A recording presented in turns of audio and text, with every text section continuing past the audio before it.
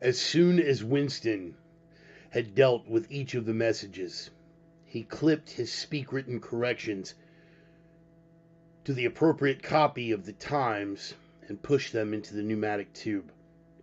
Then, with a movement which was as nearly as possible unconscious, he crumpled up the original message and any notes that he himself had made and dropped them into the memory hole to be devoured by the flames. Winston Smith, the protagonist in George Orwell's 1984, the concept of the memory hole. If you're familiar with the work, you know that society had to exist in a perpetual present where the party was always right, and to ensure that they needed a thorough ministry of propaganda that could not allow for any other narrative. Anything that postulated that the party could ever be wrong had to be hustled off into the memory hole by the censors. It was as if it had never existed.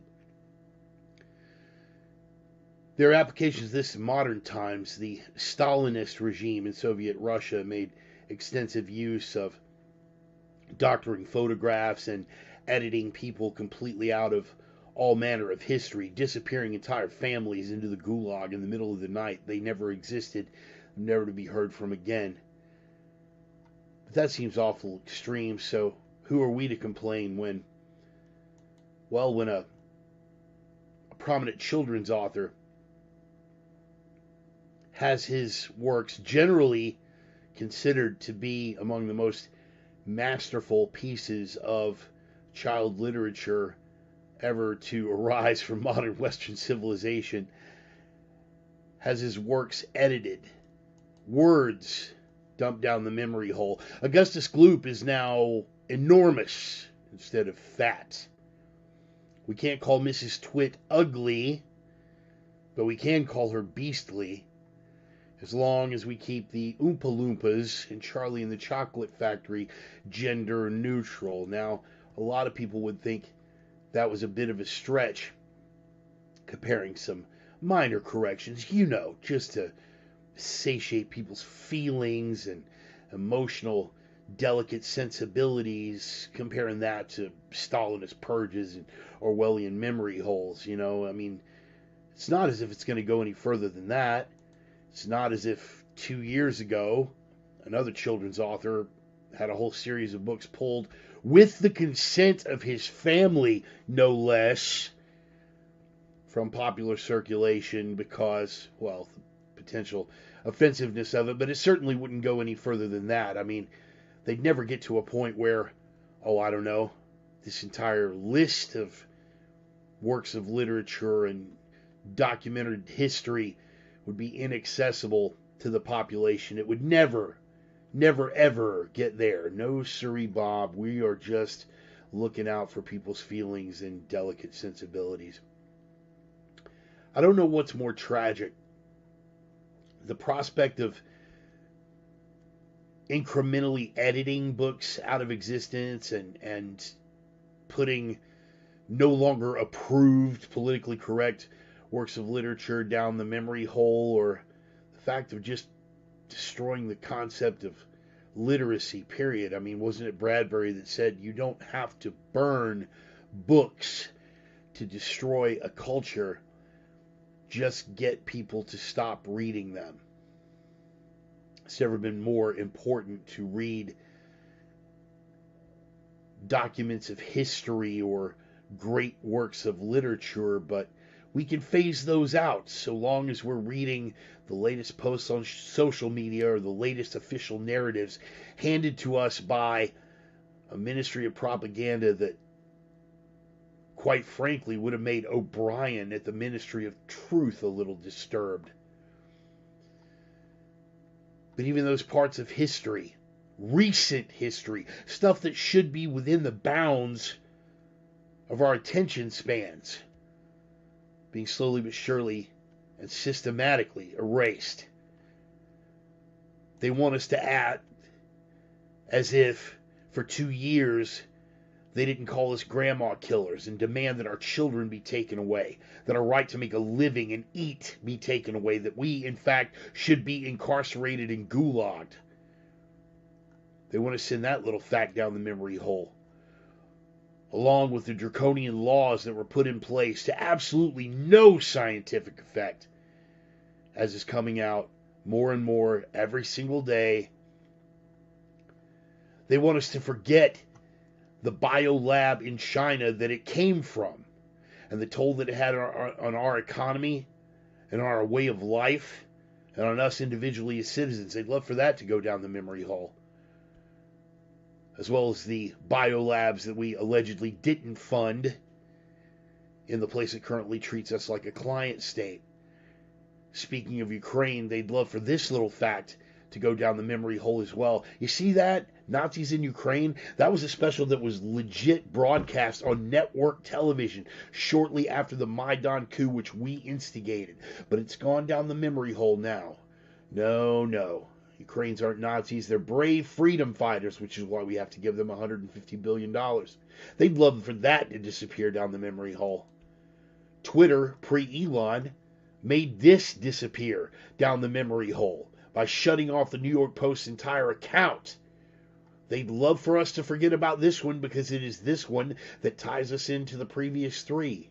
They would love for us to put the little fact down the memory hole that this little dwarf unleashed a weaponized Department of Justice against conservative parents at school board meetings. They'd love for us to forget that he labeled angry parents as domestic terrorists. And in line with that, 30 years on the anniversary of this, they'd love to forget exactly what the government is capable of doing to people that they determine to be anti-government right-wing extremists. They'd love for all these little facts to go down the memory hole. The past was erased, said Orwell. The erasure was forgotten and the lie became the truth, part of that perpetual present. It has never been more important, boys and girls, for us to stand in the gap, like Winston, and say no, to put our hands to tangible copies of works of literature now in the age where everything is becoming digitized, that we can hold pen and ink copies in our hands and prove to the world that this work of literature existed, that this piece of history existed, that this person existed, that this ideology existed. We must stand in the gap, though it cost us our very lives. And while we don't do black pills around here, the other thing we don't do is lie. It may very well come to that. If it does, that's a hill that I am quite literally willing to die on. The opinions expressed by the Reverend are his own and no one else's on the planet. Not friends, not foes, not supporters, not detractors, not sponsors, and I cannot stress this enough, certainly not employers. They have been adjudicated thought crime in all jurisdictions. Consider yourself warned. They are coming from the heart. They are guided by the mind. They are guaranteed to choke you with a big, fat, turgid, swollen, oozing, throbbing member of Truthcock. Swallow it, bitch! Sorry, man. Had to lighten it up just a little bit. Welcome back, boys and girls, this time once again for the Sunday sermon. Wow, man. I can't go dark anymore, man. I think I've lost my taste for it. Try to go dark and heavy, and I gotta bring it back. We just can't let it bury us, man. Show me some enthusiasm, people. Everybody in for the drum roll. Yeah, it is heavy. All the stuff that is going on out there, every fact that I brought up during the opener, man, it is real and we're having to deal with it. But man, I just cannot take it back to that level where that darkness just overwhelms you, man. We can't let it happen. We just got to be realistic about it. We got to be clear about where our line in the sand is. And be ready to knuckle up when they put that first toe across it. Go no further, motherfucker. St. Kyle of Kenosha, the patron saint of Fuck Around and Find Out. Gonna do a quick little roll call here, man. First of all, the bumper music, as always, coming hard charging out of the starting gate. The name of the band is Red Desert. Little gut-stomping rock and roll band from the smoldering embers and ruins in the once great American city of Minneapolis, Minnesota. The name of the band is Red Desert. The name of the track is Older, No Wiser. Every week I get a little bit older. Every week you guys get to decide if I'm cutting any wiser. Some weeks I do better than others. I got to tell you, this is probably not going to be one of those weeks, man. A lot of stuff going around. Well, yes, you need to see me, man. Hit me up. You got my information. By the way, I love that avatar there too. By the way, that's Bill the Butcher. Bill the Butcher, man. Yeah, I know, honey. I know. But here's the thing. Yeah, I know, baby. I know. That is, by the way, my lovely Miss Charlie, my devoted wife. With the patience of Job, sorry, it could be oozing anything. You don't know. We're not talking like an oozing pustule. Maybe it's just oozing. You know what? I'm going to leave it. I'm just going to leave it, man. I'm just going to leave it. All right. Okay. Right. Got it. Okay. I'm just going to leave it. At least maybe some specificity for exactly what it is oozing and from whence. How about that? Maybe I'll try to work that out for you. Anyway, we got Stacy on board. How you doing, man? Yeah, you got my contact information. And of course, Roman and his lovely wife Carrie from OpiumTales.com. We got David McConnell on board. Brother Joel Allen Jackson from the Pathway of the Drifting Death Cloud. Dennis Weimer, Oozing Truth. See, there you go. Good save, Dennis. Thank you. Knew there was a reason I kept you around. Glad you made it, sweetheart. Glad you made it. Get some rest. Catch the replay. Let me go out and play with my friends and that kind of stuff. Unless you want to stick around just past the rabbit hole, because it will be at that point. I will be dropping some poetry on these motherfuckers. Little drink of liquid enthusiasm. We get on with it, man. Appreciate all you guys coming out. It's been sort of a rough start. Today, the perils of being a homeowner. It's kind of nice. Look, man, I mean, don't get me wrong. I encourage home ownership for anyone that can make it happen. I was very, very fortunate to find this place, not just because of the nature of the place, but the nature of the market at the time and the price that I was able to nail this place down at. But I won't lie. Good thing about renting is whenever something fucks up, there is someone else you can call to come fix this shit. Something screws up here. You got to make it happen. And me and Aaron basically had to make it happen today. Wax seals underneath toilets that were installed in the 1950s. Yeah, those kind of things will give way after a while. So that was it's an interesting study in indoor plumbing. I want to thank Thomas Crapper and indeed Western Civilization for giving us indoor plumbing as we have come to understand it. And by the way, if you are not of white European descent, you don't get to use that. It's cultural appropriation. We are all deeply, deeply offended. You will have to go right back to shitting in your backyards behind your mud huts where you were when we fucking found you. How about that? So there's that. Yeah, I know, right, Dennis? Yeah, well, I got an education today, man. And like I said, this thing, by all indications, had been there since the place was freaking built. I mean, I think at some point, maybe during the Johnson administration, they might have changed the wax seal out, but I believe the toilet is original. I believe the toilet's been here since they built the place in 1955. So yeah, interesting stuff. Just that took up the majority of my morning, and there are well into the afternoon, to be honest, because of complications and whatnot. But there are better ways to spend one's day, and definitely better moods to be in than to have your day kick off like that. But we got it done. What do we got here?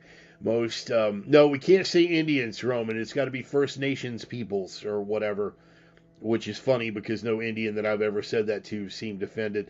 Most Indians, I mean, that's the thing. I mean, allegedly tranny is a derogatory term, but none of the ones that I've ever had sex with seem to be bothered by it. So, there's that.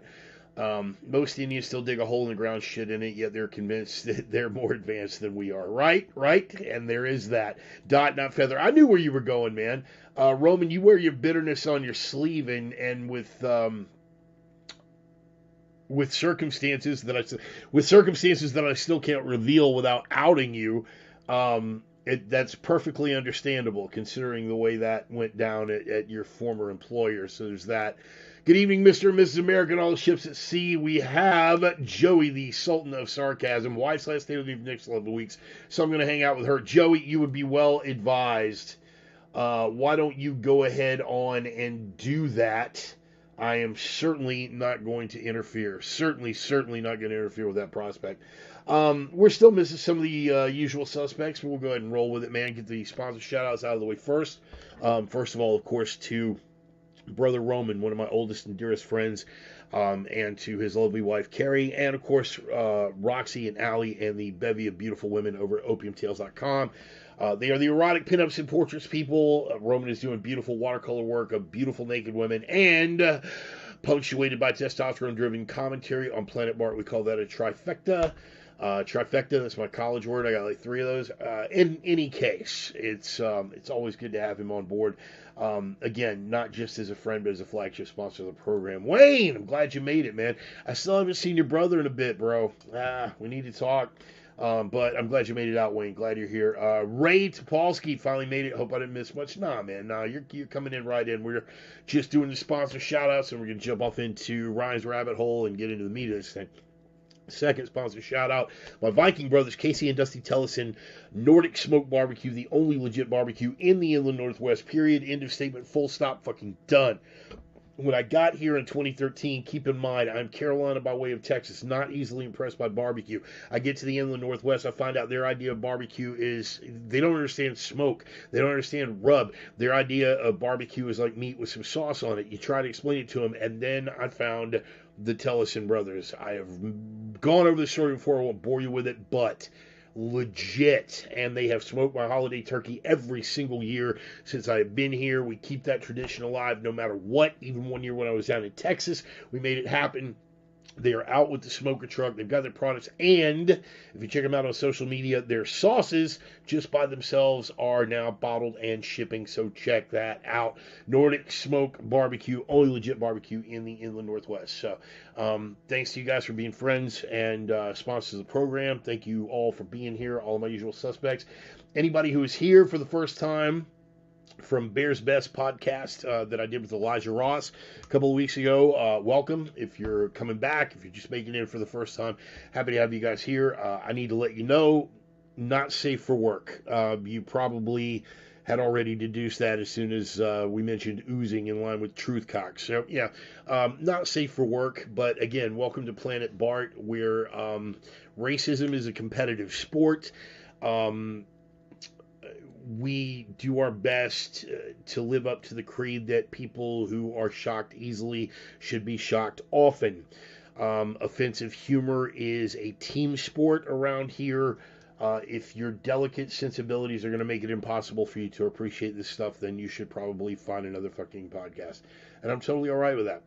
So, first off, right out of the starting gate, as we always do, our opening segment, Ryan's Rabbit Hole. And I do not see Ryan. I've had difficulty getting a hold of him today. He is out in between job site and transition. He may have pulled over to the side of the road for a nap, but he will be along, and he's given me another one that I'm going to have a really difficult time doing justice to. Here's the way the Rabbit Hole works. It's a little departure that we do every week. It's one of our most popular segments, which is why we open the show with it. It's a little departure from the material that I've got in line of my bullet points. It's a little departure from everyone's comfort zone. It's a little poke into your bread oven, taking you to a place, an area of history that you might not have been familiar with, some people that you might not have been familiar with previously, a phenomenon, a particular esoteric bit of wisdom to which you have previously not been exposed. Some weeks we go historical, some weeks we go conspiratorial, some weeks we go obscure and esoteric. And whenever we get into the esoteric stuff and the quantum stuff, that's when Ryan really makes me fucking work for it. That is his wheelhouse and completely outside of mine. But while we were on the subject last week and we got into some of the quantum stuff, Stone, glad you made it, buddy. Glad you made it. And hit me up, man. I still need to talk to you about compound bows and such.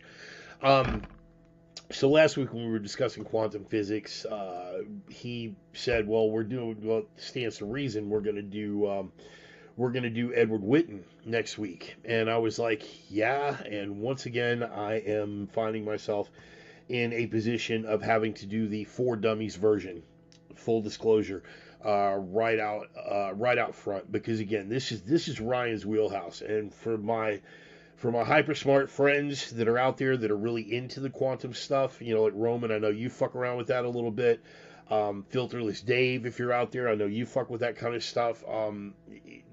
This is definitely more Ryan's wheelhouse than it is mine, but of course that's why the segment is called Ryan's Rabbit Hole. Because we kind of put our foreheads together and utter some incantations from the Necronomicon, and we come up with a relative Viva Referencia Obscura, and then boom, and we just kind of roll with it. Anyway, Edward Witten, Edward spelled as you would expect, Witten with 2 T's. Theoretical physicist and so much more. Calling Edward Witten a theoretical physicist is sort of like calling Oliver Sacks a psychotherapist. Does it fit? Yeah. Doesn't exactly do it justice. And by the way, Charlie, the Oliver Sacks reference, yes, indeed, it was just for you. I love you. Witten, in his early days, aspired to be a journalist. There for a while, he dipped his toe in the pond of getting into politics. He backed out of that very, very quickly. In all honesty, in the 70s, and appropriately enough, he worked for McGovern's campaign, 72. The world would not have been ready for him. The world just would not have been ready for that. And that sort of intellect would have been wasted on politics. It would have been a great tragedy. In any case, he is as adept at mathematics as he is at physics. He basically there is an award called the Fields Medal, and it is given to people who have achieved super high level accomplishments in mathematics. He is the first physicist and only physicist, if memory serves, to have won that particular award. He did write several articles and was published in The Nation and things like that when he was still delving into stuff on the earthly plane, but his mind was already way, way, way at that. He was considered one of the pioneers and one of the preeminent authorities on string theory. String theory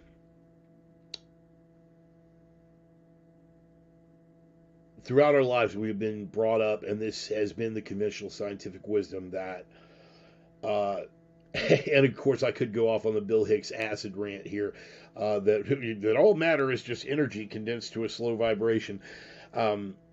We have been of the opinion, and this is how we were always raised and taught, that particles, atoms, and subatomic particles were what comprised matter. Or any of the fundamental constituents of the universe. What string theory says, on the other hand, is that those constituents are comprised not of particles, but of strings. strings of energy, strings of vibration, and each particle along that string, which again, we're back to if particles make up the string, or we still many particles. Again, that's, you take that as far down that rabbit hole as you choose to go.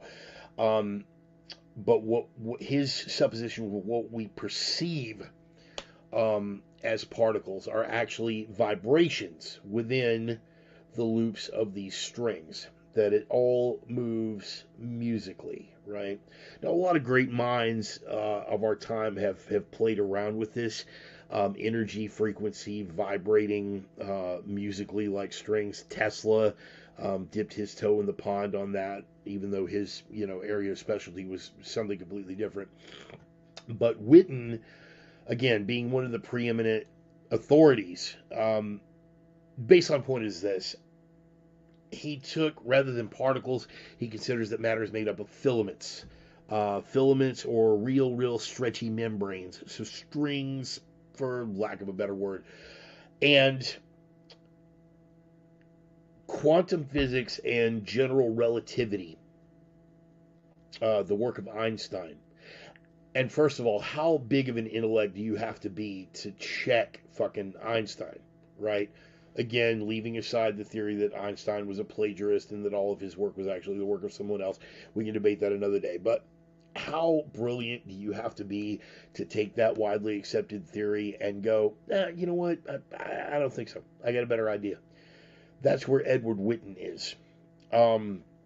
There are numerous holes between a lot of the quantum theory that is at work in modern physics and general relativity, which is, again, Einstein's school of thought.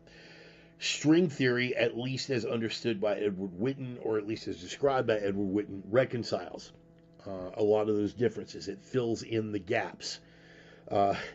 Between those vibrating strings and all of those thoughts. But it also does provide for certain particles, including bosons. And I'm not even going to try to explain that because I couldn't possibly do it justice, except to say that the most common reference you would have heard with regard to bosons is the Higgs boson, which is referred to by the fellows that fuck around with the CERN reactor as the God particle. So, if you really want to play with this rabbit hole and you really want to take it down as far, and because of that, basically it's a given as a supposition based on all of these theories that if he's correct in any of those, that more dimensions than are currently perceived must exist. So again, how far you want to take that down the rabbit hole, how far you want to research that, I leave entirely up to you. Edward Witten, okay, there's your search term: string theory and quantum physics, string theory versus general relativity, Einstein versus Witten, Higgs boson. And what would put it back in my wheelhouse would be the CERN reactor, the superconducting super collider experiment, not because the physics involved are my wheelhouse, but because the potential catastrophes that are involved there are certainly within my wheelhouse. But if you want to discuss the gee whiz factors of it, definitely Ryan is your guy. And Edward Witten. Edward Witten, that's going to be your search term, and I gave you the sub-searches, however far you want to take that rabbit hole.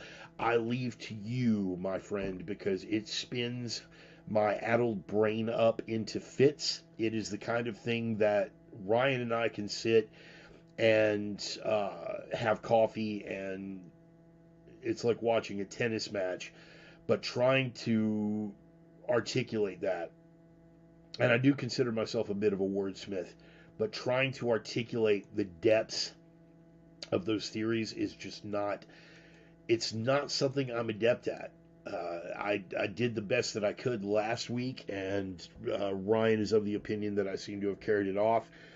But it's difficult, man. It really is. It's really, really difficult to, when I've barely got a concept. One of the things that makes me such an effective communicator is because I do have a really good bead on most of the things that I communicate. if there's something that I've barely got my head around that I'm having to struggle with, I have a very difficult time conveying that. So I appreciate y'all's patience for the last couple of weeks in communicating some theoretical physics stuff that is way outside of my wheelhouse. And I thank Ryan again for always challenging me and making me work for it. George! Glad you made it, buddy. And by the way, I saw you in the comments last week. I did not actually get to see that you were there until I believe you had already gone, or I had already gone. I think I was really rolling through it on the YouTube channel. We got Brett on board. Signal is extremely weak. Hey, it's cool, man. It's cool, Brett. If you got to take in the replay, I'm totally all right with that. Just saw your greet, hi Roman. Hey, right on, man. So I'm glad that everybody's communicating over here in the comments. What we're trying to nurture here is community.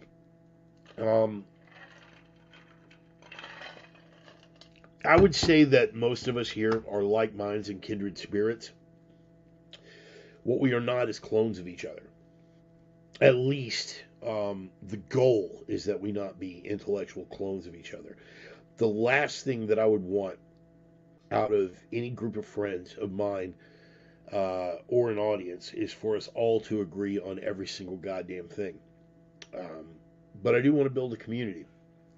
I do want to build a community of people who generally hold the same values, generally hold the same appreciation for those values, and who are at least somewhat relatively on the same page. People who are able to call out insanity for being insanity and still be able to carry on civil discourse. Which, brief sidebar, I saw something this week. Bill Maher has caught a lot of flack from the left because the left are a cult. And if you leave the cult, you are an apostate, and they will behead you. Oh, I'm sorry, I totally got that confused with radical Islam for a minute. But we're not far off. We're really not far off at all. I only bring it up because this week he had Greg Gutfeld on his show. Now, I'm not the biggest fan of Gutfeld. I can't argue with his ratings. I find his approach to comedy pretty milquetoast. But he's a Fox guy. He has the highest rated show on late night TV. He buries Colbert. And he's not even on one of the major networks. This is like a cable-only show, and he buries Colbert. He buries Jimmy Kimmel. He buries these guys. Why? Because fundamentally people are suckers for the truth. And Gutfeld comes a hell of a lot closer than the corporate shills that I mentioned outside of that. In any case, Bill Maher had Gutfeld on, and they carried on a perfectly civil discussion.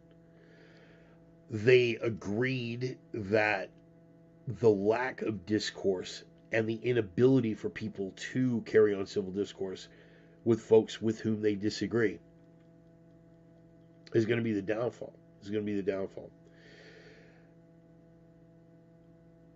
I am I'm just as guilty of this as anyone else. My strategy is to disengage, okay?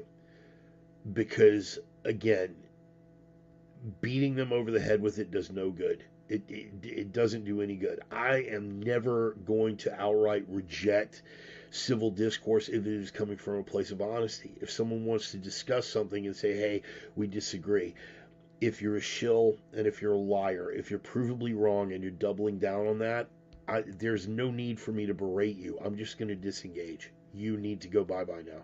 Have a seat back at the kids' table. You guys, enjoy your little social justice warrior, sewing circle, but I have nothing to say to you.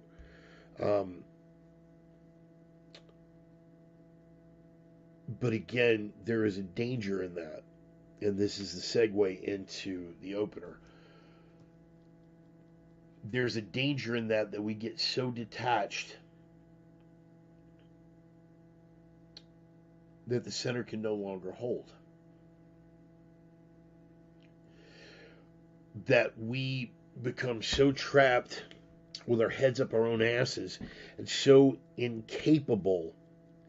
It's not a matter of unwilling, okay? It's a matter of incapable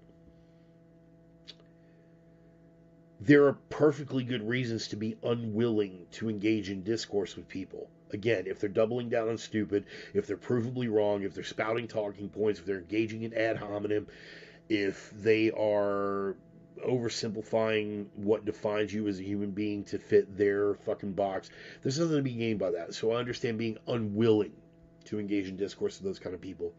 But being incapable, the ends become so polarized that the center can no longer hold. And once we hit that level as a society, what's left? What's left? What's left but to watch it burn? You know, when you look at a guy like me, big, swollen, shaved head tattoos, the first thing you don't think is, generally poetry is not the first thing that you think of, but I am, again, I consider myself a bit of a wordsmith, and I'm always fascinated by the use of language to convey imagery. And you've heard me recite this piece on the sermon before, but I'm going to do it again because it happens to be one of my personal favorites. Yes, there are tons of Kipling that I could recite. Wrath of the Awakened Saxon at this point I think would probably be appropriate.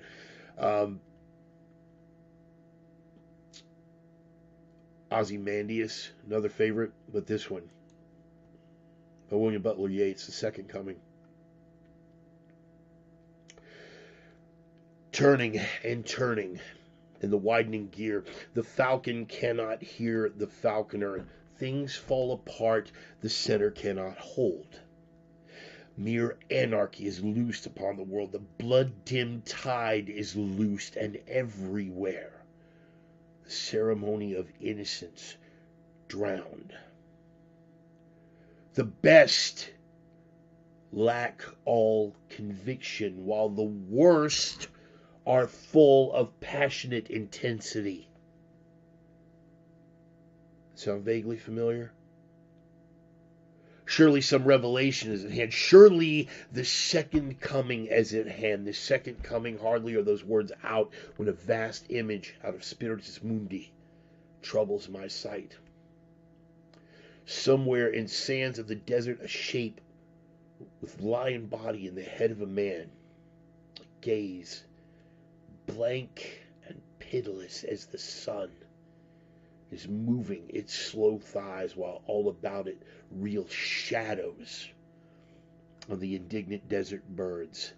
The darkness drops again, but now I know that 20 centuries of stony sleep were vexed to nightmare by a rocking cradle, and what rough beast, its hour come round at last, slouches toward Bethlehem to be born.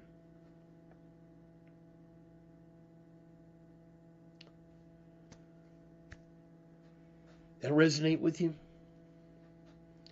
I think if you know me at all, and if I know you in the ways that I believe I do, that's going to resonate with you. When the center can no longer hold. Bullet point number 1, when the center can no longer hold. We sent that call out there, but the falcon cannot hear the falconer. This is how detached we are. The gear widens and widens and widens, and the ends become so polarized that the center cannot hold. When the center cannot hold, what follows? What is the illogical extension, the inevitable end result when the center cannot hold? Collapse, disaster, depravity, apocalypse. You think Yeats was onto something? The best lack all conviction, while the worst are full of passionate intensity. You tracking?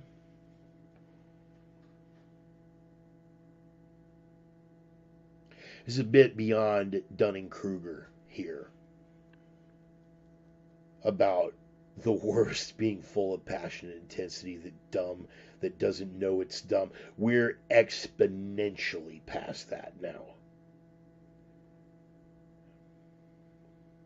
There are forces loosed on the world.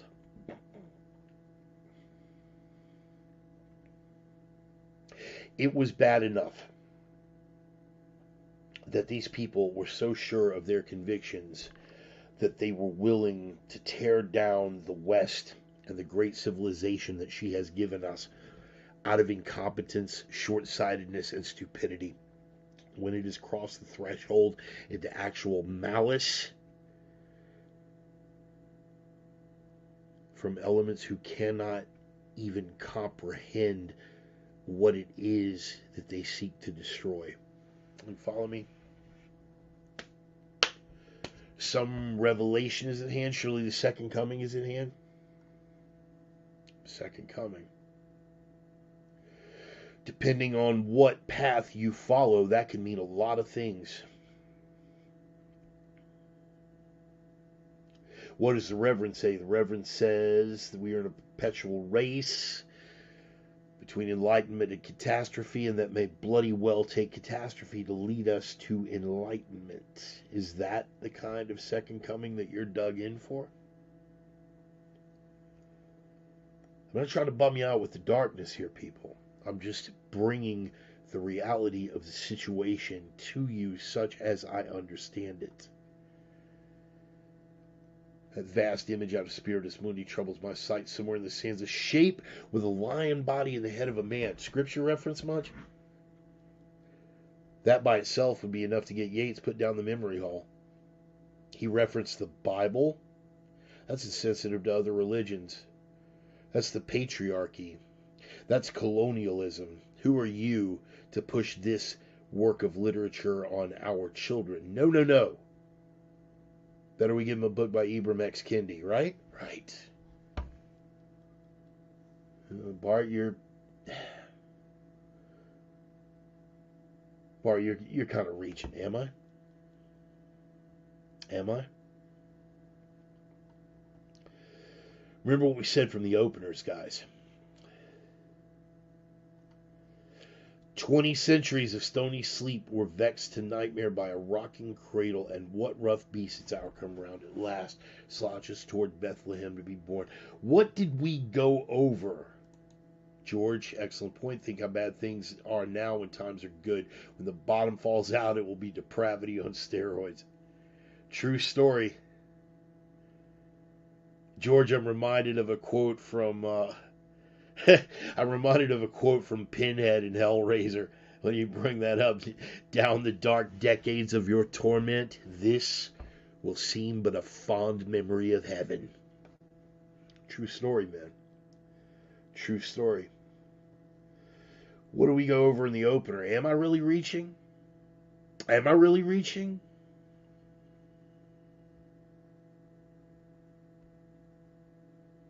They seek to undo the very fabric of our language. Words mean things. Words convey meaning. If you control the language, you control people's perception. What do we know?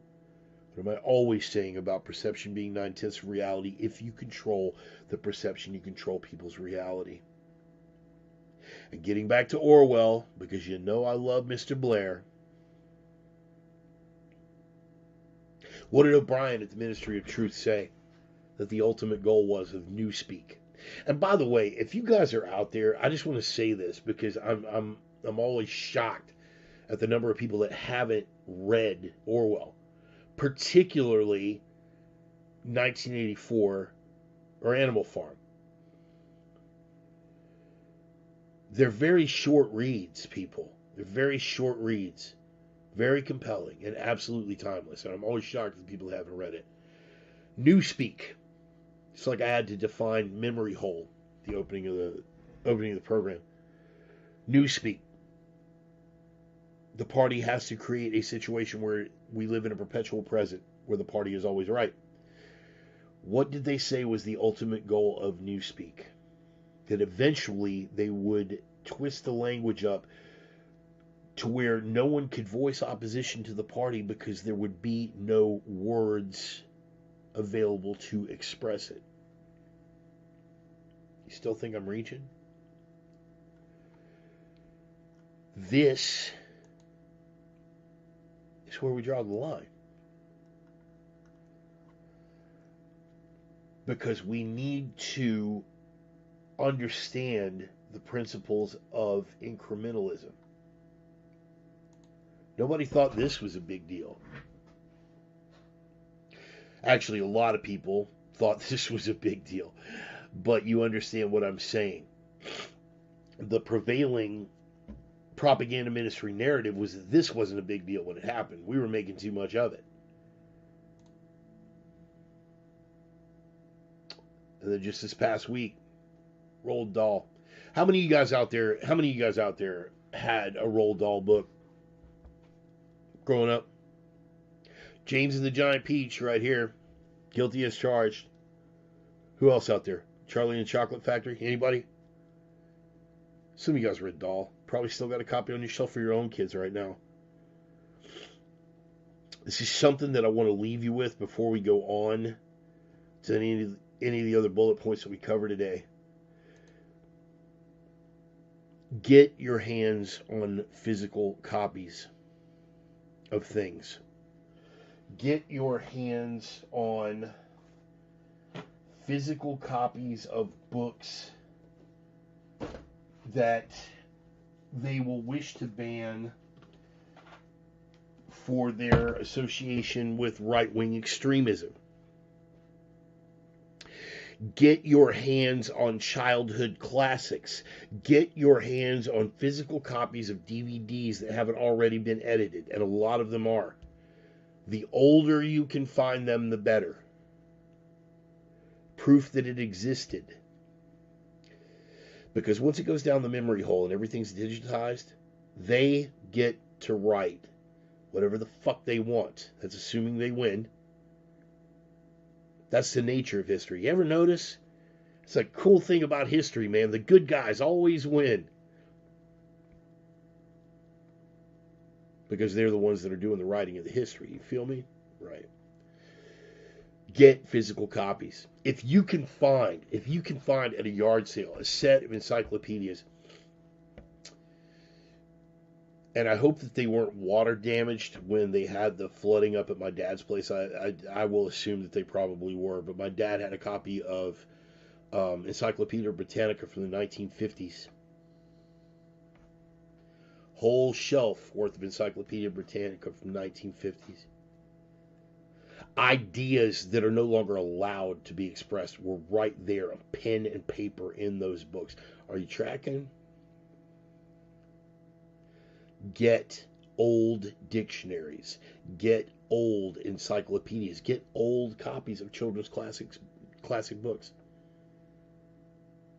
Find those 6 books from Seuss that got pulled from circulation. Get a copy. Find an old copy of James and the Giant Peach. Get physical copies of every one of these that you can lay hands to. Because if you haven't seen yet where they're going with this, when another memo just came out from Nanny State Britain last week, that, I mean, we already know if you read Orwell, you're potentially an extremist. That's been old hat. Do you want to know what makes you an extremist now? Tolkien.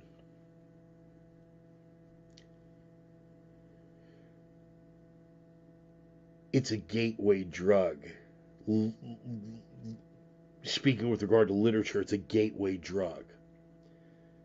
Alt-right adjacent, as it were. It opens you up to dangerous ideas like, the cultural traditions of the West.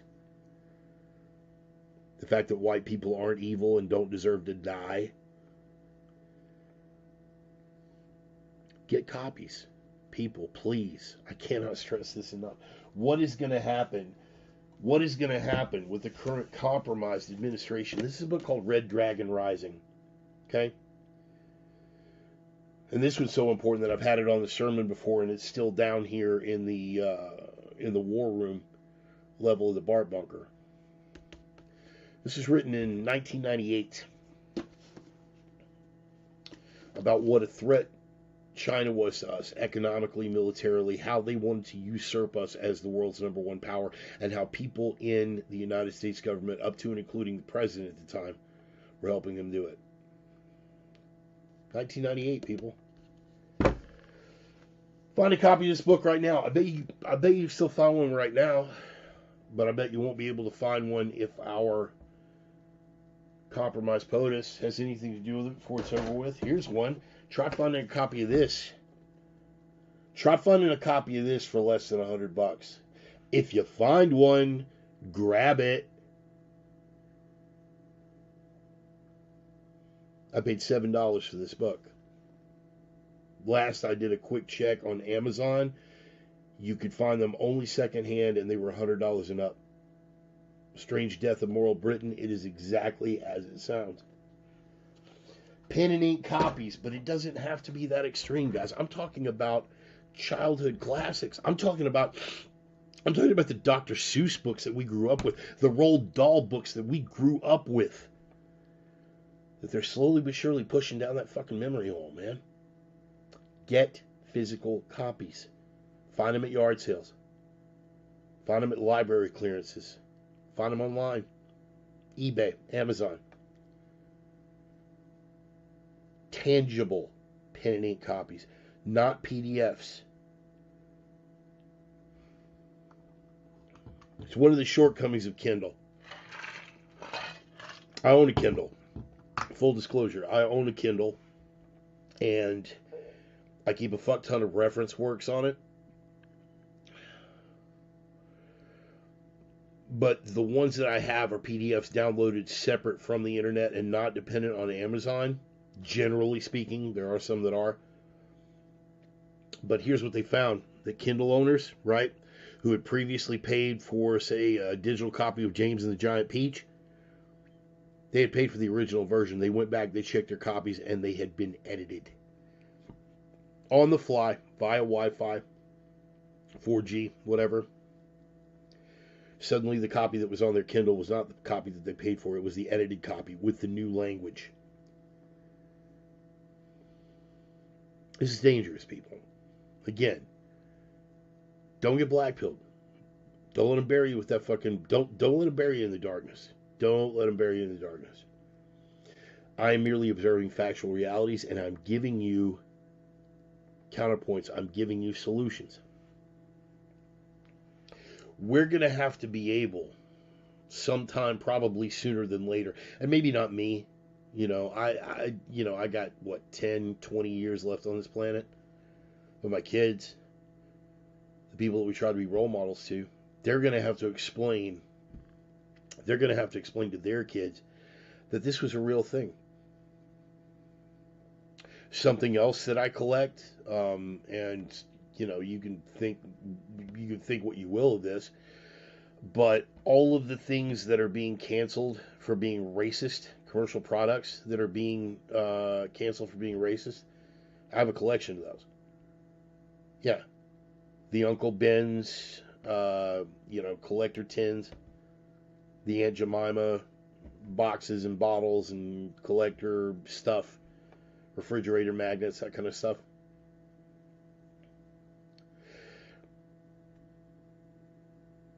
Those who do not learn from the past are condemned to repeat it. Those who do learn from the past are condemned to watch everybody else repeat it.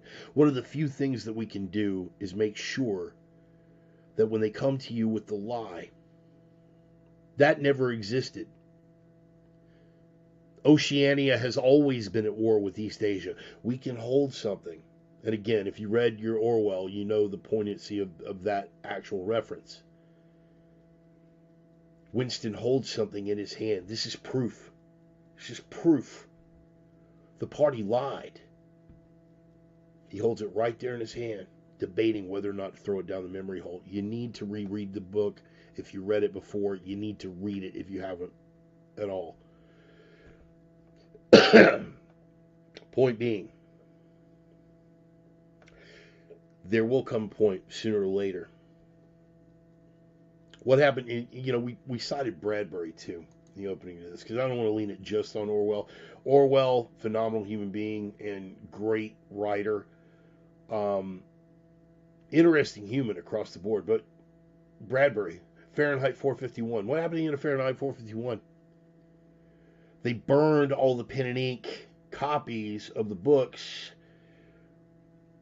but everyone in this camp outside of the cities, everyone had memorized the book. They lived the book. That book was committed to their memory. We may find ourselves at a point like that before it's over with. In the meantime, grab solid copies. So when they come to you with a lie, this never existed, that you will be able to look them in the eye and say, I have the truth.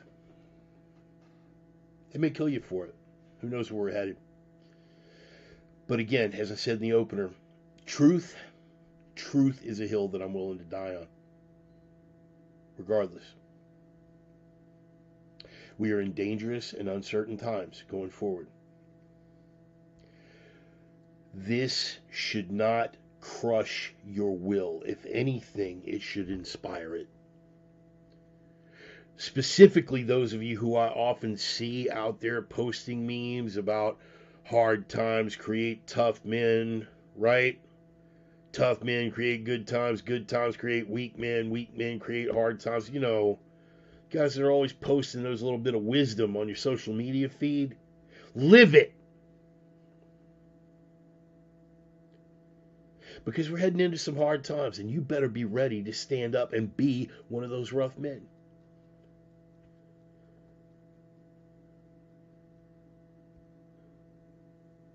Doing bong hits and reading blogs. You're not the resistance, motherfucker. You're playing right into their hands.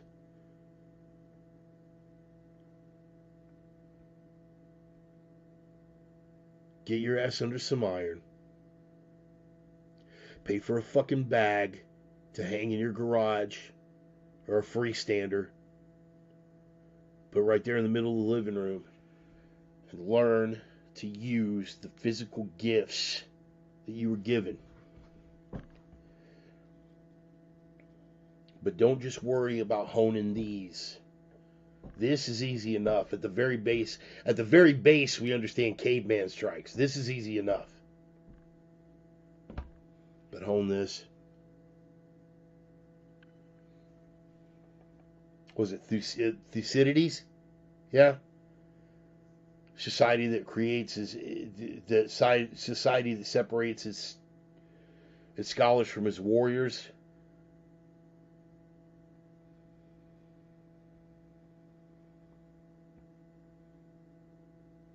Stick with the Western tradition. That Northern European tradition of being a warrior fucking poet. As I always say at the end of the program, we're saying live the three. When I talk about that strength in a world full of weakness, what I always say, it can't just be here. It's got to be here, here, and here.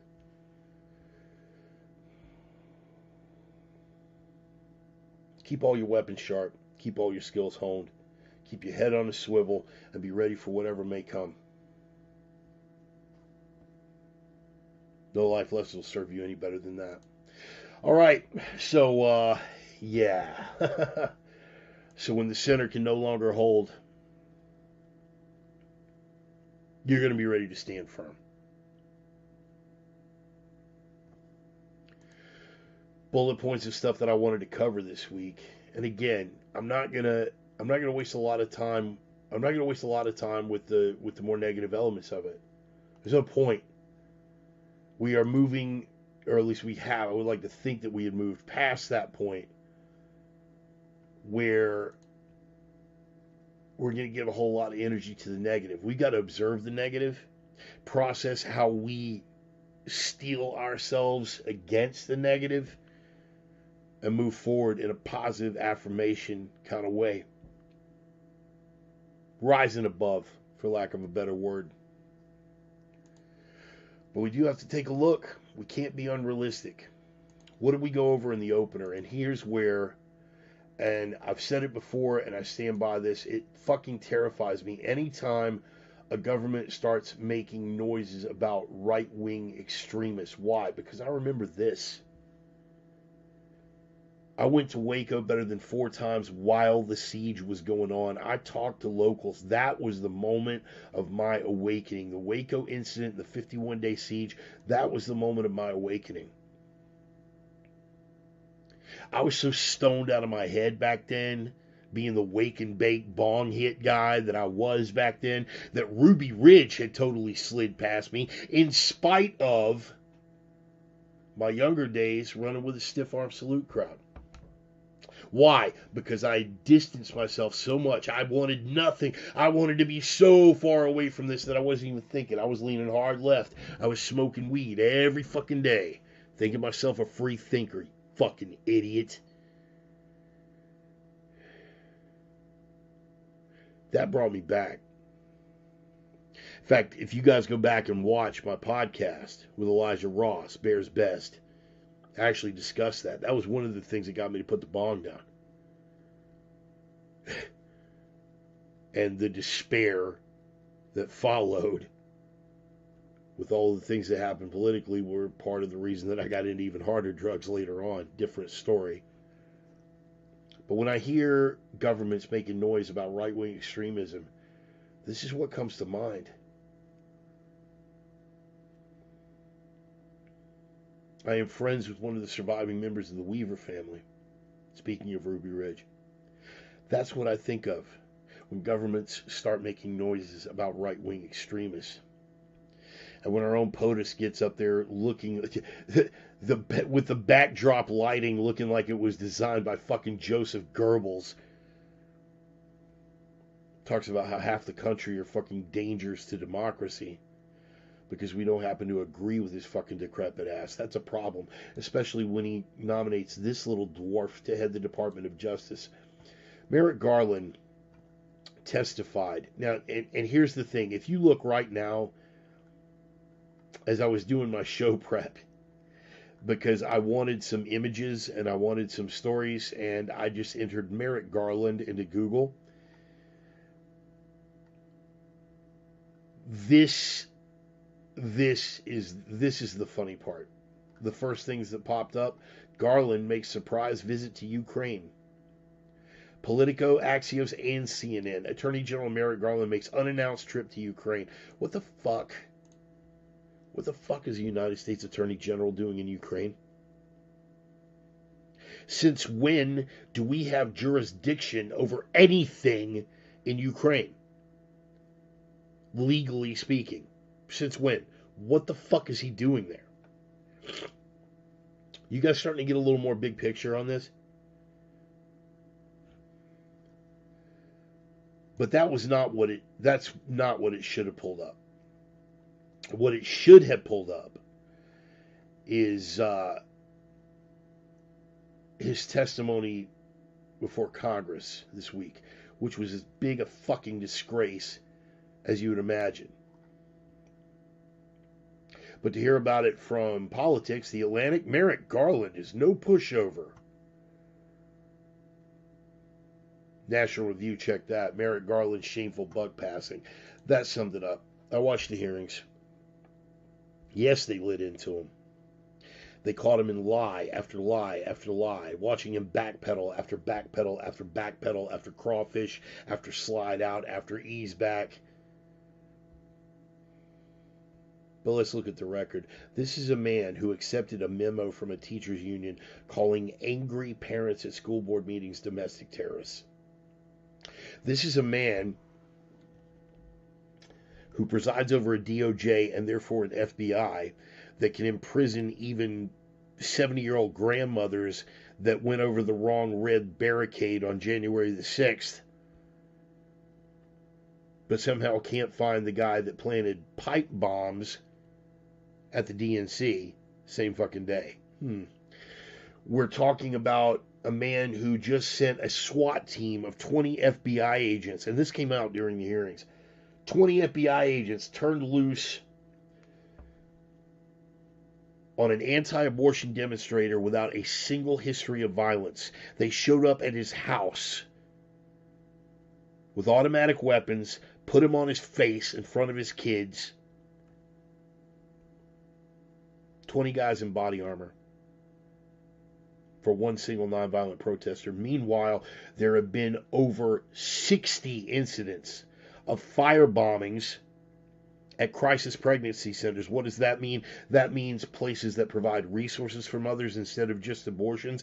Over 60 incidents of violence, including fire bombings, and not one single prosecution. Can you see what's going on here, people?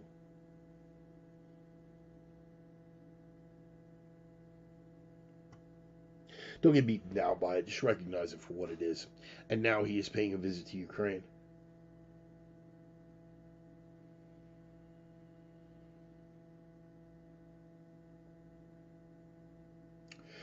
J. Edgar Hoover once said that unfortunately the FBI is powerless to act in the event of oral genital intimacy unless it has in some way obstructed interstate commerce. Funny little soundbite. But one of the things that any reasonable agent of criminal justice would cover would be indecent exposure.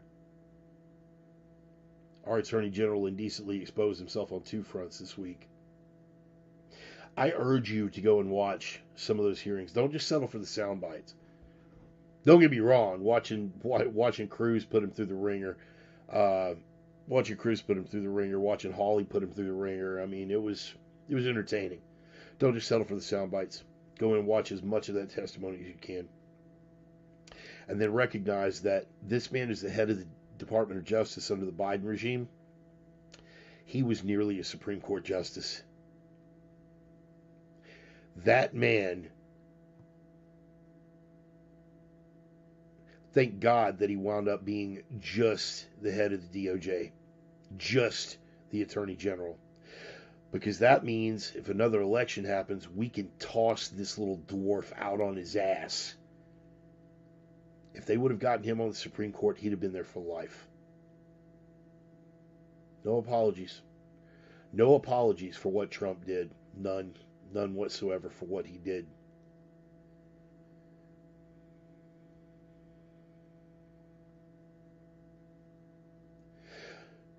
Because imagine what it would be like. Just remove, we got the big three. We got Gorsuch, we got Kavanaugh, and we got Miami. Miami has been a letdown, but still, Miami. Imagine two of those pulled from the court and replaced with Ketanji Brown Jackson and Merrick fucking Garland. That's a terrifying prospect.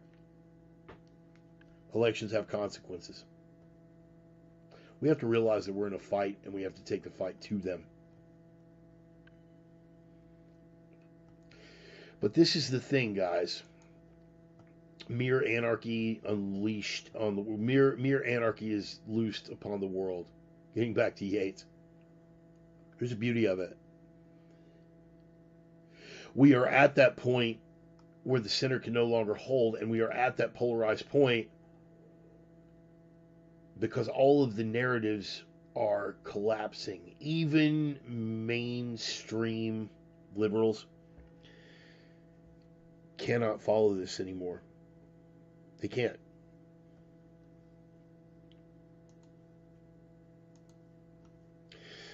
What did we learn about Wuhan this week? Oh, what did we learn about Wuhan? Like me and you, what did we learn? We didn't learn a goddamn thing that we didn't already know from the very beginning of the pandemic.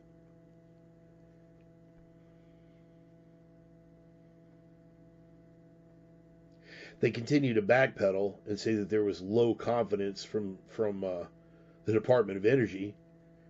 There was not low confidence from the FBI. We were banned from social media for even suggesting that it could have been a lab leak from Wuhan. But it stands to reason. Jon Stewart, he had one of the best sound bites on late night TV, and Colbert, being the shill that he is, felt the need to piss on his old boss. But I thought it was a beautiful analogy, because he's saying, look, there's an outbreak in Wuhan, an outbreak of a novel coronavirus in Wuhan. I wonder if it could have come from the Wuhan novel coronavirus lab. But the analogy that he used was fucking brilliant. He was like, there's been an outbreak of chocolatey goodness near Hershey, Pennsylvania. What could have happened? Oh, I don't know. A steam shovel mated with a cocoa bean? Or maybe it's the fucking chocolate factory. Brilliant. I run hot and cold on Mr. Leibowitz, but I will always respect him for three things. One, the actions that he took for 9/11 responders. Two, the fact that he was the only media voice that gave Ron Paul a fair shot back in 2012 when all that was going on. And three, what he did for the Wuhan lab leak theory. It disturbed a lot of people. The backlash was swift, and the backlash was hard. The mentor was friends with Randy George. I was unaware of that. Yeah, if you call that testifying. And why the fuck did Yellen go there? Yeah, right. Again, everyone is going, including prominent Republicans. That narrative is falling apart too, but we'll get to that in a minute. Kelly, let's not even talk about the attacks on the power grid and lack of investigations. Indeed. Which is very telling, Kelly, and I'm glad that you brought that up. Because, again, what is their push? Right-wing extremists, right? That's what we were told. Right-wing extremism, number one domestic threat to the United States. Why are they taking the actions against the anti-abortion activists? Because they are right-wing extremists. Why are they cracking down on this cause, that cause? Why are they cracking down on the angry parents at school board meetings? What are they calling them? Domestic terrorists and right-wing extremists. Right. And all these acts of sabotage, including the food processing plants, including the railroads. Wow. Not a whole lot of push to prosecute anyone. Isn't that odd? Because it would seem to me that an FBI or a DOJ willing to send a SWAT team into a family's residence with no history of violence because of their politics would be hell-bent for leather to prosecute some right-wing extremists if they were the ones attacking these power stations, don't you think? So don't pay attention to what Merrick Garland is interested in prosecuting. Pay attention to what he is not interested in prosecuting. That'll tell you everything you need to know. Not a single prosecution brought yet against all the firebombing and terrorist attacks against crisis pregnancy centers. Not a single fucking prosecution. Not a single prosecution for the demonstrators that violated federal law and tried to intimidate Supreme Court justices. Not a single prosecution brought against them.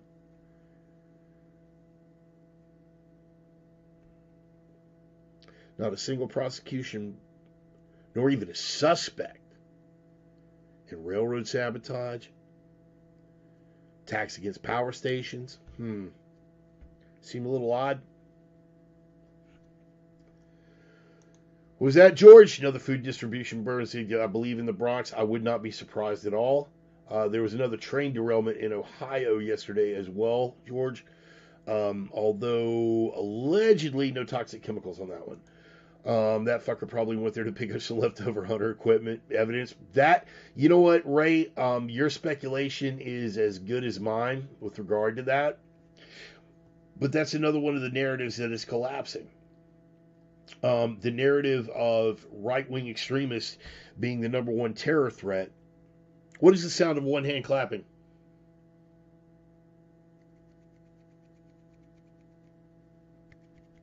Sounds like that. I'm speaking metaphorically, of course. But what is the sound of 100 narratives collapsing? There's number one. Garland's indecent exposure was the start of the collapse of narrative number one. Right-wing domestic extremists, number one terror threat, and yet not a prosecution brought. Now you're hell-bent for leather to fucking take down 70-year-old grandmothers for January 6th, but you won't prosecute anyone firebombing crisis pregnancy centers or sabotaging the railroads. What does that say to you? All other speculation being equal. So the narrative of dangerous right-wing domestic extremism is falling apart. What else is falling apart? January 6th? the insurrection. And again, for any of us, we're not learning anything new. We have critical thinking skills, and better than two brain cells to rub together, an incredible perception for the obvious. Aldous Huxley, one of my favorite quotes of all time. You should Google this, you should bookmark it, and eventually I'm going to have it tattooed somewhere. Aldous Huxley, the course of every intellectual, if he stays at his task diligently and unflinchingly enough, arrives at the obvious, a position from which the non-intellectual has never stirred. All of these experts, all of these intellectual superiors that are finally coming around to what we knew from the beginning on Wuhan, that was the position from which us non-intellectuals, us deplorables, us smelly Walmart shoppers, we never varied, we never stirred. Because we look at it and go, yeah, that is what the fuck it looks like. Walks like a duck, quacks like a duck. They're coming around. They're being compelled to come around.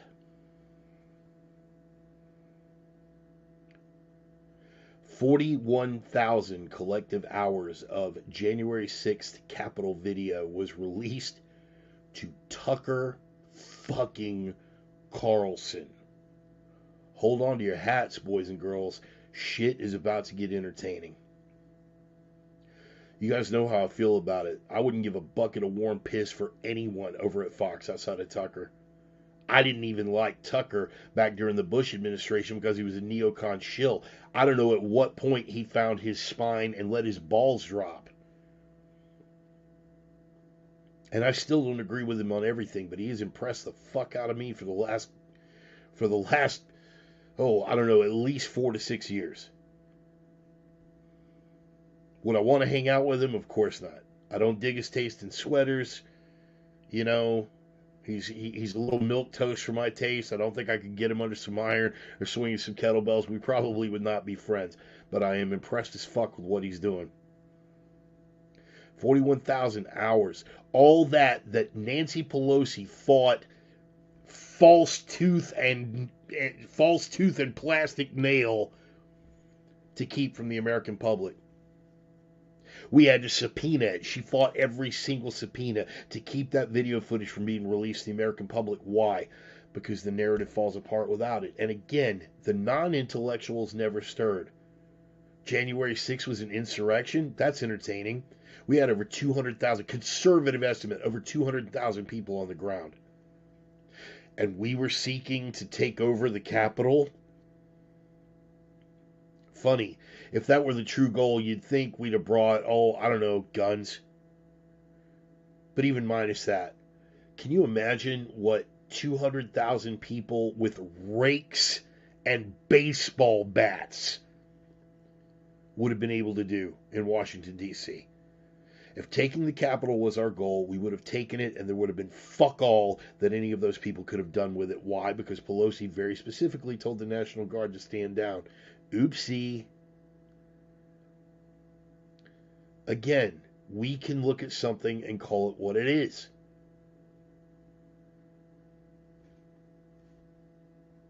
Position from which us non-intellectuals have never stirred. And the truth is going to be coming out. So, domestic right-wing extremism falling apart. January 6th falling apart. What else have we got? Lab leak. Oh no. A pangolin. Fucking back to Jon Stewart.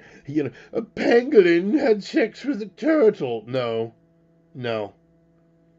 So the COVID lab leak, that's coming to fruition. So their narrative that it was natural origin, that's falling apart. Their entire narrative on COVID is falling apart. The mask, a comprehensive study released last week, masks totally ineffective. They're having to concede that the vaccines were absolutely pointless, that mask mandates and vaccine mandates accomplish fuck all nothing. They are having to concede the developmental damage to the children. that were kept out of schools for a year. They're finally having to concede the vaccine side effects, a position from which us non-intellectuals have never stirred.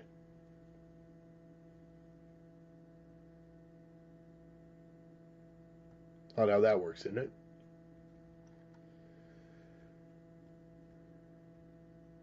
Ukraine, another narrative falling apart. What were we told? Unprovoked invasion. There are no Nazis in Ukraine. The invasion was unprovoked. Putin's just a very bad man. We are fighting for democracy. Zelensky is like Churchill facing down a Hitlerian Putin. That's starting to fall apart. All of these elected officials, and Republicans, I'm looking at you too. Hey, Crenshaw, Eye Patch McCain, thank you for your service. Appreciate everything you're doing on our southern border. Stay there. Leave foreign policy to the grown-ups, please. They were fighting for democracy, and it's coming out that Zelensky, and again, the position from which the non-intellectuals have never stirred. I've been on this since fucking 2014. Immediately after the Maidan coup. Let's call it what it is. I've been on this since 2014. That's what I love about the memories feature on Facebook, because it'll pop up. I've been on this since 2014. Ukraine was never a democracy. What it is the most corrupt, and always has been, the most corrupt country on that continent. Bar fucking none. Absolutely, without equivocation, the most corrupt country on that entire continent. The fact that we were, the fact that we assisted the incoming regime, well, that's sort of fallen apart. Why? Why? Well, because the Hunter laptop narrative is falling apart. That was Russian disinformation, but now it's been confirmed by everyone up to and including the New York Times. The only people still denying it are Biden and the faithful. But that's what brings it all together. Burisma. That wasn't Russian disinformation. I knew that back in 2014. Zelensky shut down all political opposition, shut down, censored all anti-establishment media, and is now sending soldiers into Orthodox churches over there. Because churches, wait for it, don't support war. This is a democracy. People are starting to ask some questions. The one simple fact, and this is a bullet point, and I don't want you guys to let go of this. I want you to keep fucking driving at it. We have given them $150 billion now. $150 billion, completely unaccounted for. We don't have an audit. We don't know where any of that money went. We have given $150 billion supposedly to defend democracy. And yes, Kelly, I do remember. We're old, but we remember, right? Oh, that unemployment is low, the economy is doing great. Oh, yeah, George. No, we're going to get to all of it, buddy. Believe me. Biden didn't call Ukraine to have the internally general removed either. Right, yeah, that's another one. All this stuff is coming out. Videos that I've been playing for people for years. It's corrupt as it comes. And no matter what amount of establishment propaganda, people are starting to have questions. The bullet point I keep coming back to, $150 billion we've sent over there. Russia's entire military budget last year was $80 billion. 79 and change. We have sent Zelensky twice Russia's entire military budget, and we've got a stalemate. I have questions. And that narrative is falling apart. People are starting to put two and two together. People are starting to ask questions. People are asking questions about how our pension fund, which, by the way, billions in the hole, as Matt Gaetz pointed out this week, our government pensions are billions in the hole, and we are spending billions on Ukrainian pensions. If we're supporting the war effort, that's one thing. stupid, but a separate issue. Now we're funding their government pensions as well. Is that the mark of strategic thinking, or is that the mark of a president who is compromised? There's no way around it. Not for any thinking human being. There's no way around it. I am willing to engage in discourse on any of all of these points. Happily debate it with anyone. What I won't do is sit here and swap talking points back and forth.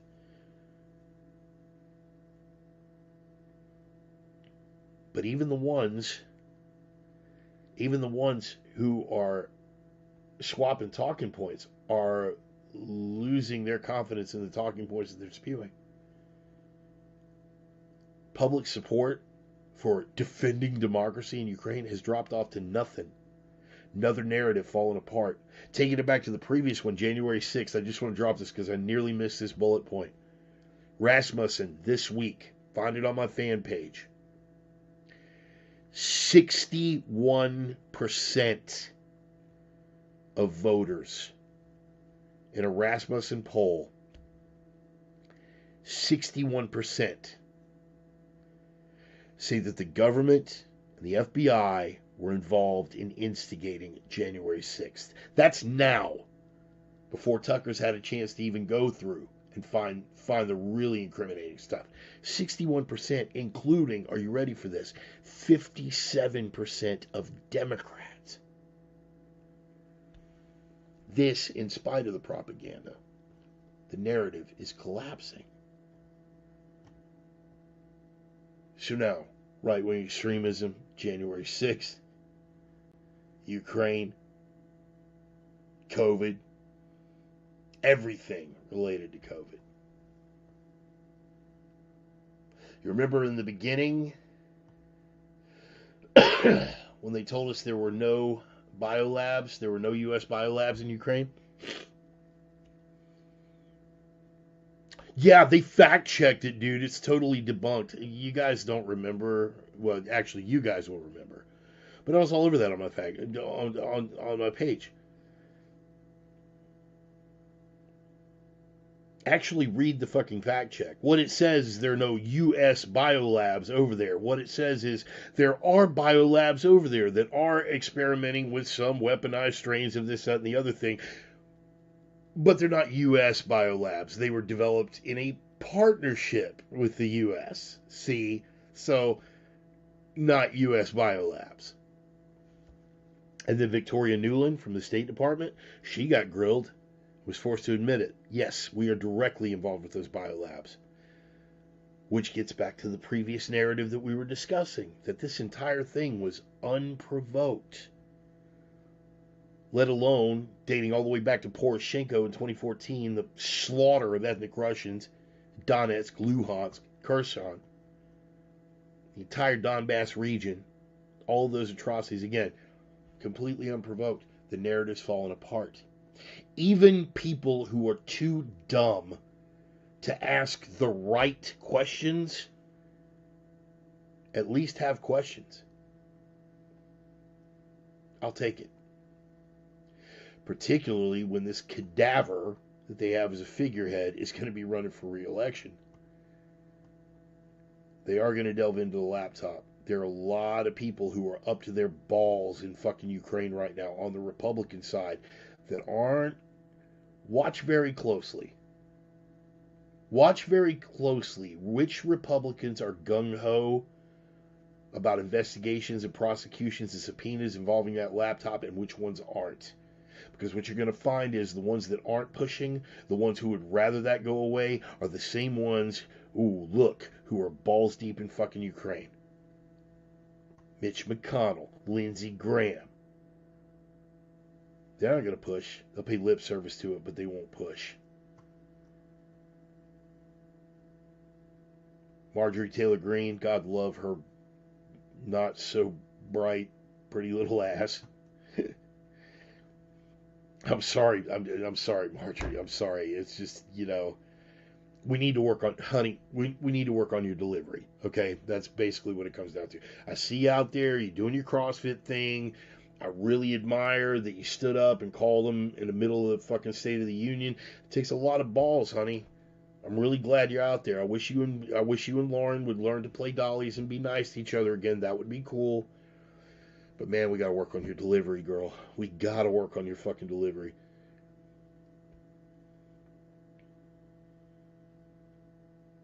Thank God for Marjorie. Thank God for Marjorie. Thank God for Boebert. All the people that they love to fucking bag on for being brain dead, pretty little things, and nothing to it. They're the ones showing more balls than half the goddamn Republican Party right now. But again, I'm getting off the beaten path. Bottom line is, the narrative is fucking collapsing. People who are too dumb to ask the right questions. What is Burisma? How does what's on that laptop tie our criminal president and his entire family to business enterprises in Ukraine and in communist China? How deeply are we compromised? They're too dumb to ask the right questions, but they're asking questions. I'll take it.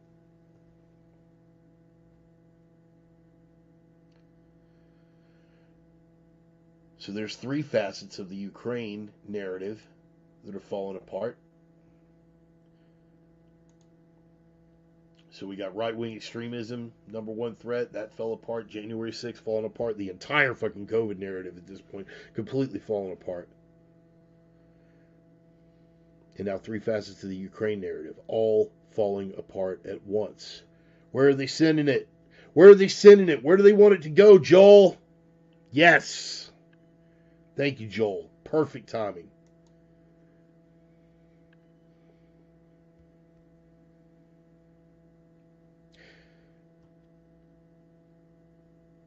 There's no way that they can continue the onslaught, but it will not stop them from trying.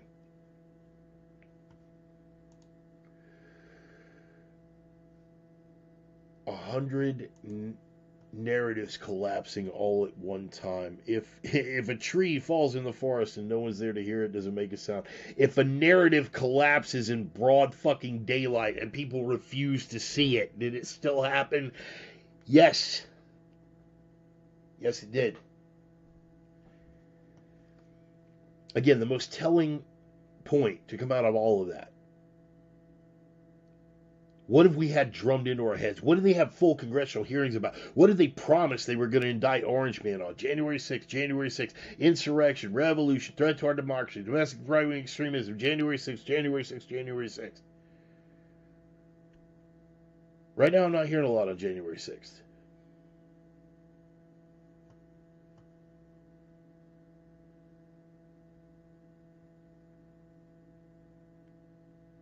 Position from which the non-intellectuals have never stirred. We saw what we were looking at. Whole lot of assholes. Let's not excuse it. Dumb fuck in the Viking hat with stupid fucking tattoos. Whoever stole Pelosi's laptop. Fucking guys walking out of there with furniture and shit. Morons. Guys smashing windows, fucking morons.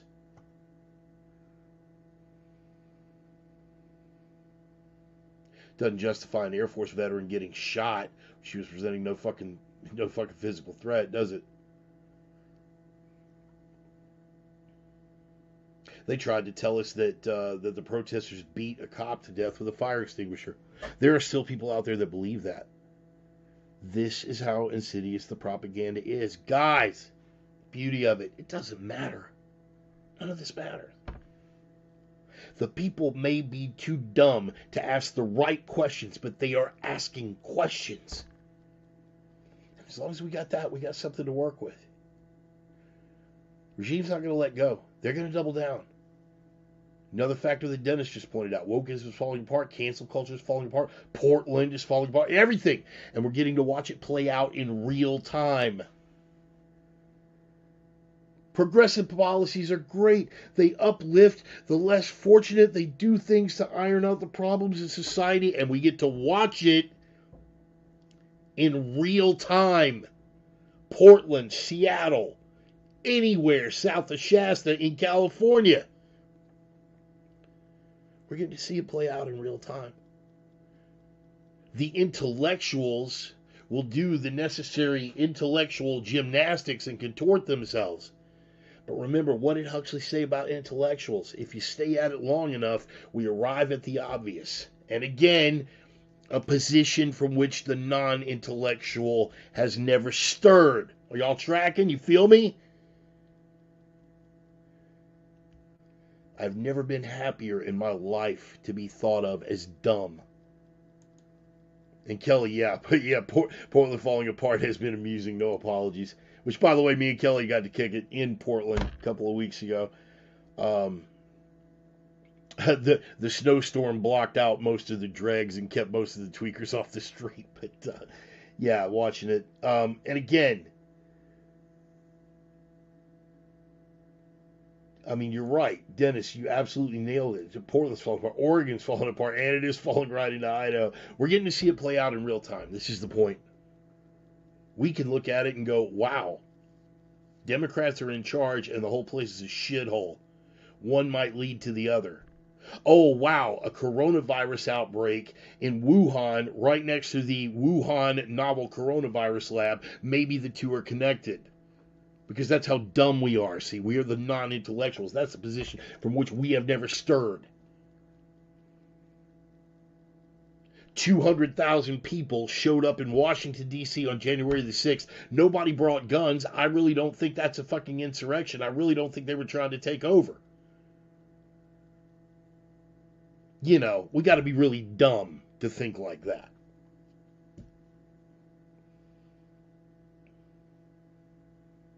Epidemics of heart attacks among healthy 20 to 40-year-olds in the wake of, I don't know, what might have happened like right at the end of 2020 going into 2021. Yeah, this how dumb do we have to be to see what's right in front of our faces? I have never been happier to be so fucking stupid.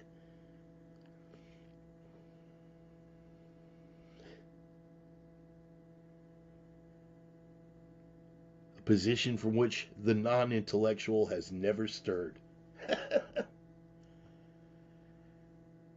No amount of gaslighting, no amount of intellectual gymnastics, no amount of excuses, no amount of propaganda, no amount of badgering, butchering, gaslighting, lying outright, no amount of ridicule, no amount of compulsion, no amount of threats of force. Are you sure you want to fucking say that out loud? Because you might end up on an FBI watch list, and we see how Merrick Garland treats those right-wing extremists. Are you sure you want to say that? Are you sure you want to fight the vaccine mandate? Can you afford to be out of a job? No amount of any of that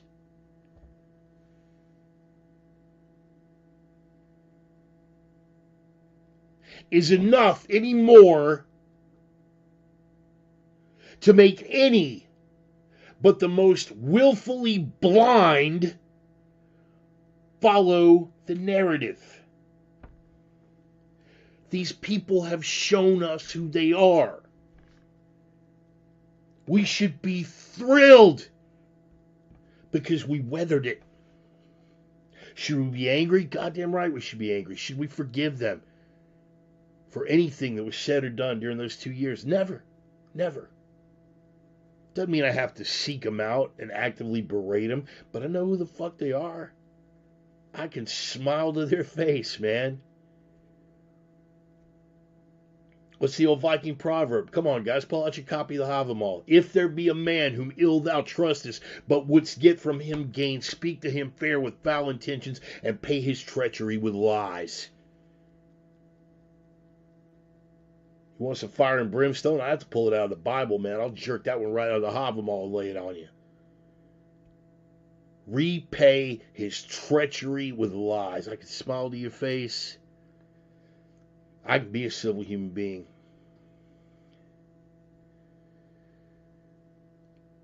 We should feel elated, people. We should feel elated that it has all presented itself with such clarity. What do you mean elated, Bart?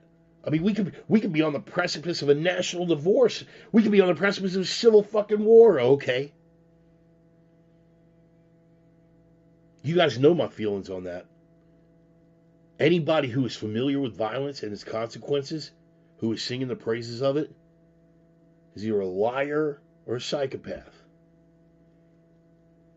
I don't want it to come to violence. I'd love to see a peaceful national divorce, but you know they're not going to let that happen.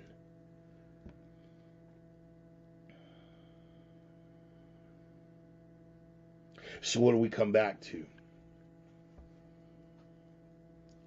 Quotable Bart, Volume 1. We are in a perpetual race between enlightenment and catastrophe. It is entirely possible that it may take catastrophe to get us to enlightenment.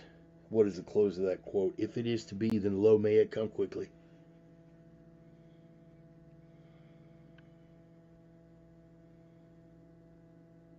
The time is short.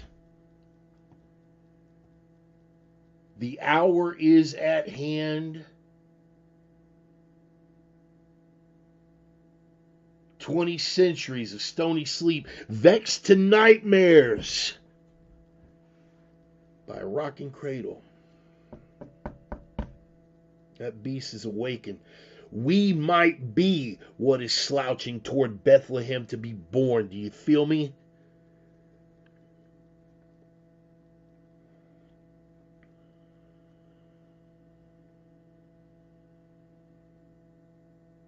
We should not mourn at this. We should view it with the proper level of apprehension, and we should do what we are capable of doing to prepare ourselves for the inevitable. You should be spending time reading, getting your mind sharp. You should be spending time lifting, getting your body sharp. You should be spending time, if you've got the money, to be out there burning some rounds off and doing some training.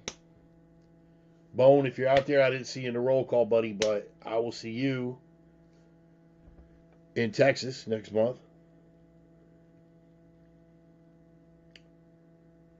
If you cannot afford to do this, then get some training knives and work on this. If you cannot build a skill set with this or don't have the instructors, then learn to use these. But, above and beyond anything else, this.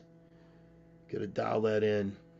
The sharpness. It's gonna be tough, you know, us non-intellectuals being the dumb, unwashed, non-expert obeying, deplorable scumbags that we are, not smart enough to recognize our intellectual betters and to do what we're told.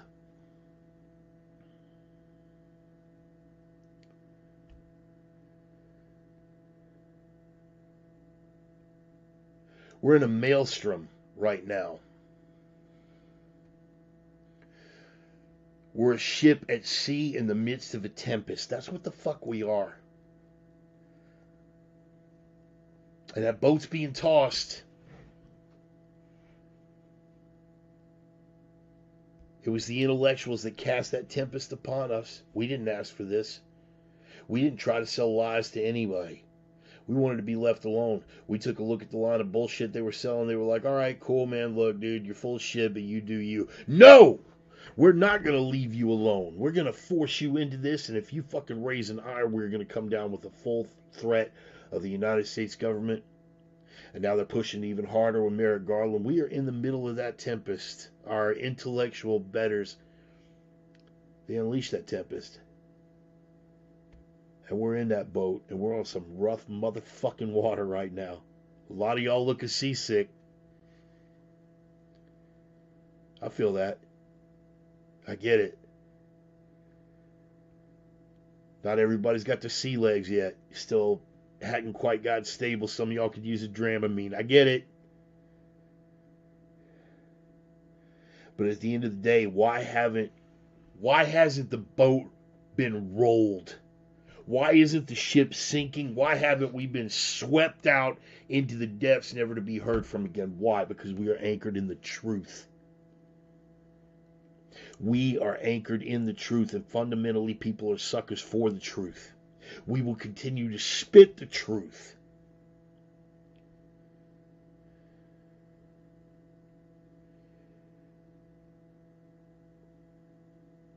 We can be clowned for it. We can be persecuted for it. We can be stalked and threatened for it. We can be ridiculed for it. But we have, throughout the duration of all of this, continued to speak the truth. Every bit of the official narrative laid down by our so-called intellectual betters is falling apart. Joshua blew that trumpet and the walls came crumbling down, motherfucker. We get to watch them fall in real time. It's happening. Yeah, we're in that boat and it's rough waters. We are being tossed about, but we are anchored in the truth.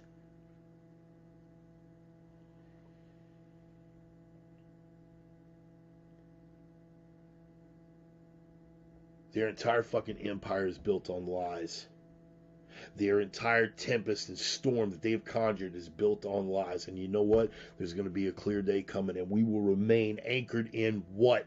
The truth. Because the truth is expressed in ways that are obvious. The greatest truths, said David Lane, are spoken in brevity. You just quote David Lane? Yeah, I did. Greatest truths are spoken in brevity. And those great truths, spoken in brevity, anchored in honesty, and expressed with a voice devoid of fear, is our position. And that, my friends, is a position from which the non-intellectuals have never stirred. I am the Reverend. That is the gospel. Appreciate you guys being here, man. Again, took it a little dark this week. Wasn't my intent. But I feel like I got the point across. Is sometimes where the rage will get up on you, man.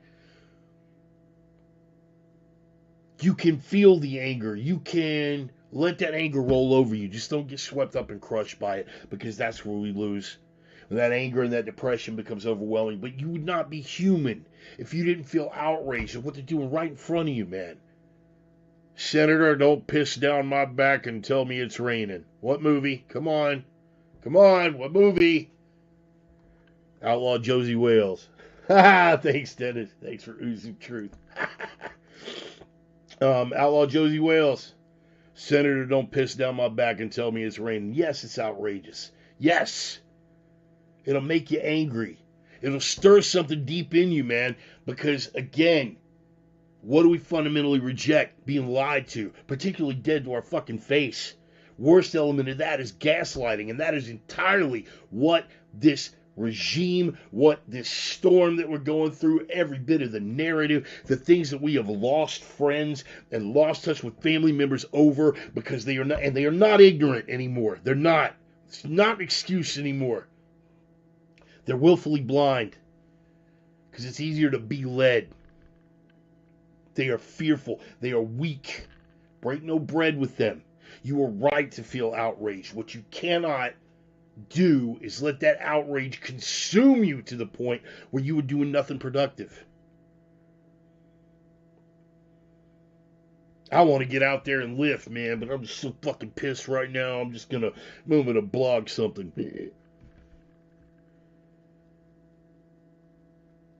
I could be learning a new skill, but instead, I'm just going to get pissed off and argue with people on social media. Don't engage. Feel that rage, man. Feel it. Feel the anger. Feel the frustration. And know, deep down, that you are right. You're right. Not them. You. You're right. I can even forgive y'all sometimes for doubting yourselves through this whole thing. I've had moments where I've doubted myself. Not across the board. I mean, I knew that overarching narrative that the observations that I was making, I never lost confidence in those, but I thought, okay, well, maybe I could be wrong about this. It might have been this that I overlooked. So I get it. You lose confidence in yourself, but look what's happening now, man. Look what's happening now. 2+ years into this, and everything that we said. That position from which us non-intellectuals have never stirred, it's all coming to pass. It's all coming to fruition. And it's coming to pass in their own fucking documents. So they don't even have the fallback plan of, oh, well, yeah, I mean, you heard that, but that's Dan Bongino, man. That's fucking Tucker Carlson, man. It's coming out in their own fucking documents. The truth shall set you free, but it'll definitely piss you off in the meantime. It's okay to feel that. What it's not okay to do is let that rage overwhelm you into inaction. And what it's not okay to do is to let that rage get to the point where you lose focus and you start to entertain those doubts. Don't ever be so fucking sure that you aren't willing to have your beliefs questioned. That is some cult shit. That is some left shit. That is some face diaper wearing Fauci faithful shit. Let them have it. Always be willing to call your own beliefs into question. But never give in to the gaslighting. When those beliefs have been tested and not found wanting, when you know, not feel, know that you are correct, don't be backed off that. Don't be backed off that mark one fucking inch. Paraphrasing Shakespeare, let the truth be spoken though the heavens fall. You fucking feel me? Stand on that fucking truth. I don't want to hear about living your truth or his truth, her truth, them, they, their truth. Zim, zer, zubi, truth. The truth, motherfucker. Feel that shit. Stand on it. Get strong behind it and never back down. I am the Reverend. That is the gospel. Appreciate you guys being here, man. Again, I'm going to pass around a digital collection plate like I always do. If you guys can, if you guys are in a position and you feel so inclined, if anything I threw at you today, like change your worldview, open your eyes a little bit, maybe you just make me the right offer to shut up. Hey, man, I have my price. I'm not going to lie. I'm a dirty fucking whore. You put the right amount of money in front of me, I will pull this podcast. You will never hear from me again. Right now, I'm not that inconvenient for him, so I'm not going to get a very good offer. So, price point's a little bit high. Anyway, man, you guys want to throw me some coin? I'm on Facebook Pay. I'm on Cash App, PayPal, Venmo, blah, blah, blah, blah, blah. All the usual suspects. I'm there on all of them. Zelle, all that stuff. I would appreciate it if you guys, but either way, it's a labor of love, and I'm going to continue doing it regardless. I do understand that we are still in a Biden economy.